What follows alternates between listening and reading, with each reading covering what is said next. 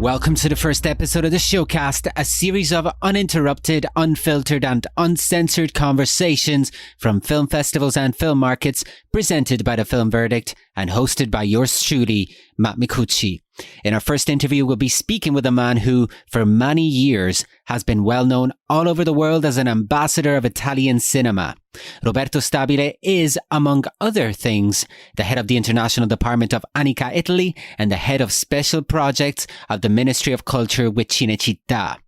We'll be talking with Mr. Stabile about the current state of Italian cinema at home and abroad, and some of the initiatives that he has developed, including Italian Screens, a unique program of contemporary Italian films that was presented in a number of different countries.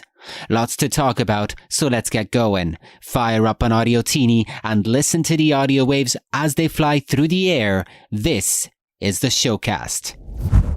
Hello, Mr. Stabile. Welcome to the Showcast. Hi, nice to meet you. How are you today? I'm doing very well, and it's a pleasure to talk with you. And this is kind of the first podcast interview that we'll be doing for the Film Verdict. And when interviewing prominent figures of the film world, such as yourself, all too often we know about the work and the initiatives that they promote more than the people themselves, which is why I would like to begin our conversation today by finding out a bit about you.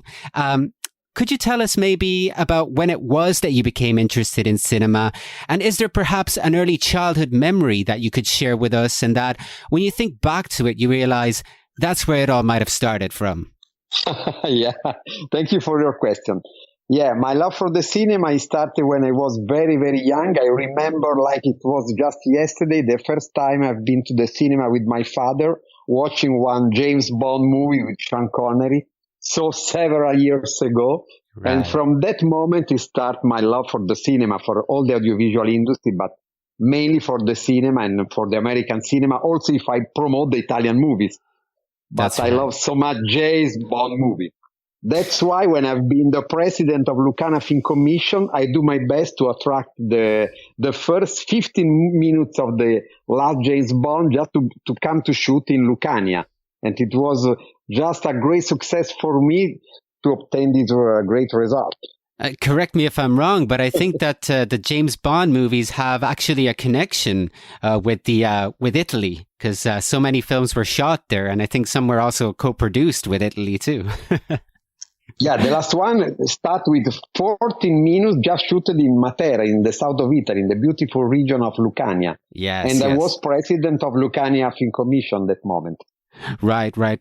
And, we are just coming out of the challenging period of the pandemic. Several sectors were hugely impacted by this period, including, of course, the audiovisual industry. Do you feel this has brought on significant changes to the industry, or perhaps sped up the arrival of new processes in the ways that audiovisual content is produced, distributed, and consumed? Yeah, for sure. During the pandemic period, we discovered the audiovisual content because I think when we spend a lot of time close in our home in Italy, we had a very, very long and strong lockdown. So all the Italian people discovered once again the importance of the audiovisual content. All the people spent a lot of time not only reading books, but also watching movies, watching every kind of entertainment.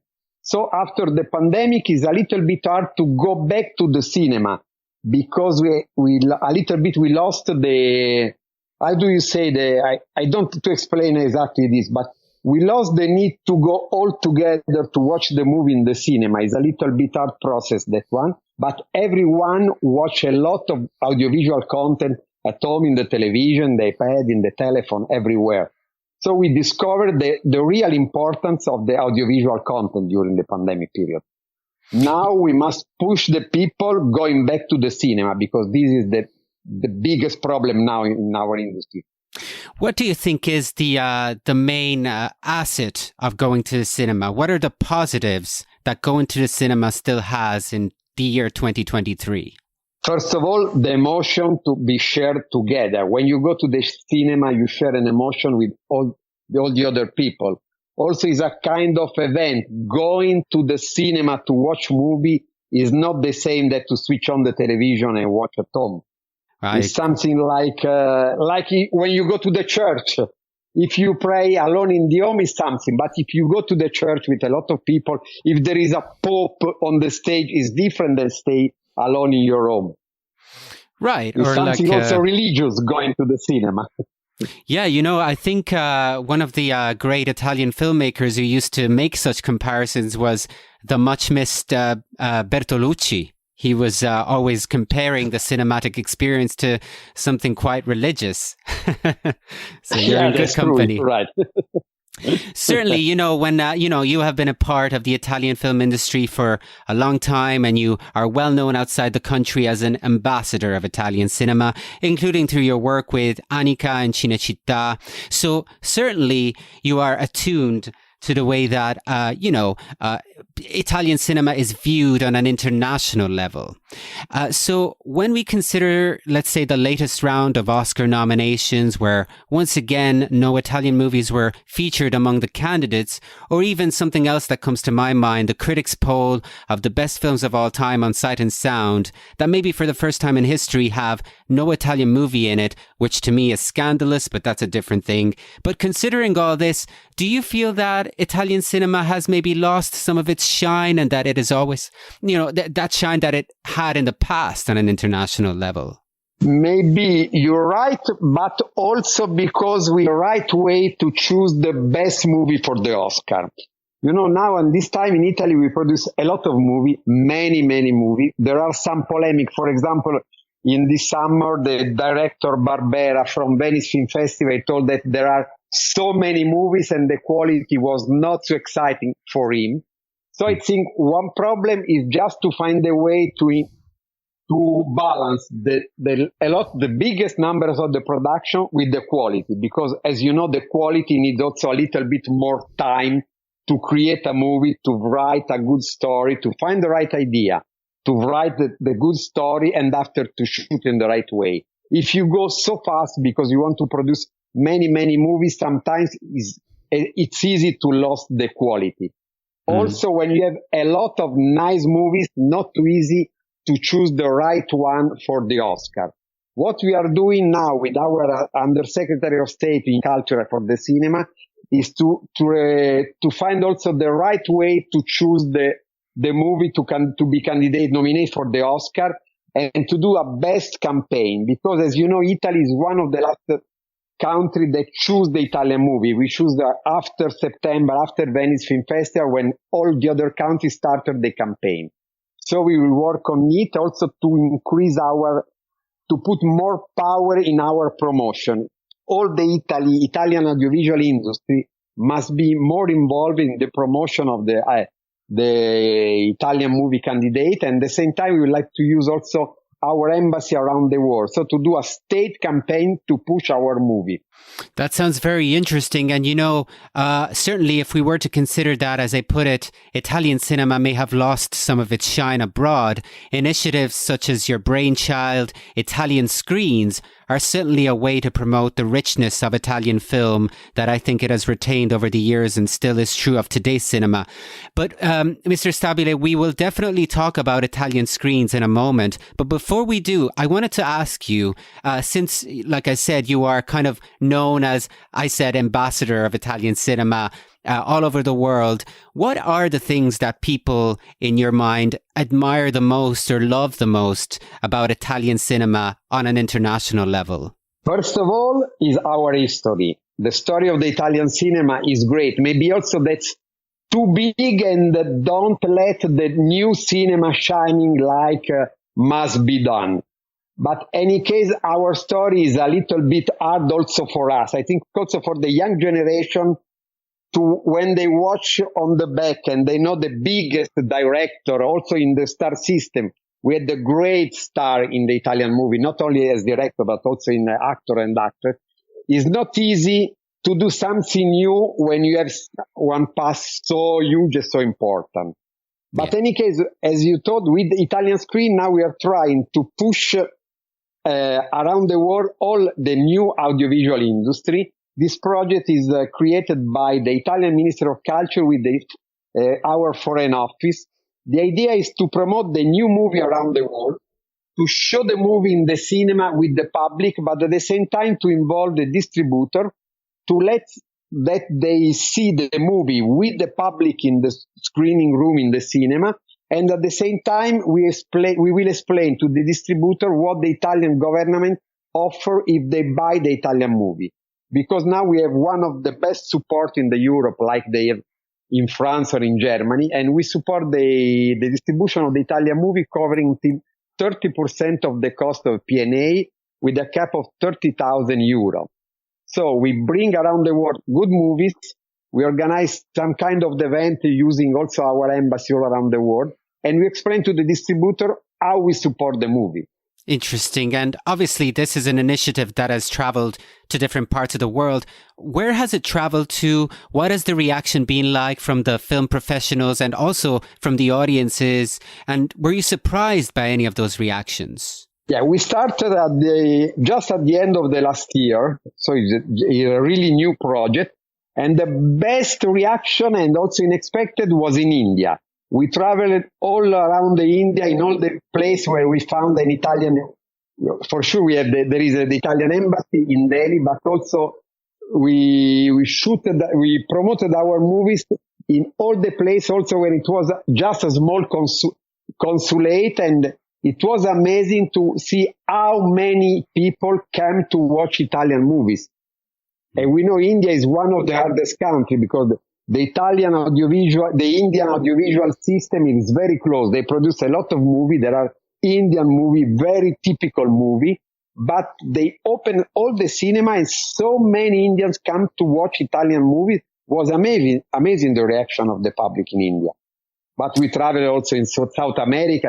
In the past, the Italian cinema was very, very strong in South America. It's one market that we lost, but we are trying to come back there. We organized something in India, but in China for the moment was just online because they are still almost closed, but we will start in the middle of the new year. We will start in the 2023. We will start also working in China, all around Europe, and also we will try to do something in Africa. It's not yet a market for us, but we will try also to penetrate in African market. Yeah. Well, that sounds amazing. So it is a project that will continue.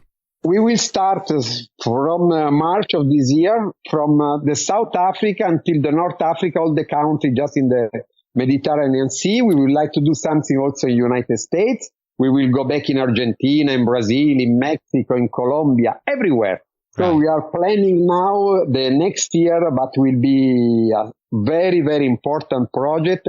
And all the Italian embassy are open to support this project. So we are very proud of this. And for sure, the main part in this initiative is the Premio Davide Donatello, Italian Cinema Academy Award. Right. That for those who don't know is the Italian Oscar. So it's a big deal. And obviously the films that are showcased are the contemporary films, the most noteworthy or among the most worthy Italian contemporary films. I think it's a great initiative and definitely wish you all the best with it as it continues. At the time of recording this interview, the Berlin International Film Festival is just around the corner. And I believe, Mr. Stabile, that you will be attending. What will your mission at this upcoming edition of the Berlinale be? Yeah, this year there is not Italian movies in competition, but there are many Italian movies in all the different selection of the Berlinale. What we do is to animate the Italian pavilion. We will have every day international meeting with the representative from the other countries. We try to push our collaboration with all the countries which have an important audiovisual industry. Every day we will meet people from China, from Brazil, also from Russia, because there will not be present officially, but the Russian distributors still buying Italian movies, and we still support for sure also the distribution of the Italian movie in Russia. We will meet many persons from South America, all our partners from Europe. We have a great project of cooperation with France, so we work very closely with the Sensei with Unifrance, for sure with the German because we are in Germany. And just after the Berlinale, we will fly to United States of America with our vice minister just to increase our collaboration with the MPA, with PGA, and you have an important project to cooperation, and we will organize an audiovisual summit in July with the American and the French people. So we have every day so many things to do in Berlinale too. Yes, it sounds like your calendar is quite packed. And in fact, when you're looking at the calendar for the next few months, are there any other initiatives that you are excited about, that you're looking forward to, that you would like to share with us at this time? We will start with our Italian screens just from the middle of the March. Excellent. From the South America and everywhere. So really many things to do. Many things to do. We will watch this space for sure. And finally, in closing our delightful conversation, I would be remiss if I didn't ask you about some recent or upcoming Italian films that you feel are particularly noteworthy. Do you have any recommendations for new Italian films or contemporary Italian films that you'd like to share with us? Yes. Everyone. Well, no, that doesn't without count. distinction. No, I have many friends in Italian audiovisual industry. I can say, go to watch this one because all the other friends will call me and say, why did you not say my film? No. Okay. Well, let me ask you another question then, because I definitely need some recommendations here. Let's say we talked about the international scene, and let's say someone who is not from Italy has never seen an Italian film before. What would be, 1, 2, or 3 films that you think that's where you have to start, that you definitely, to understand Italian cinema and to grow an appreciation of Italian film history, these are the films that you need to watch?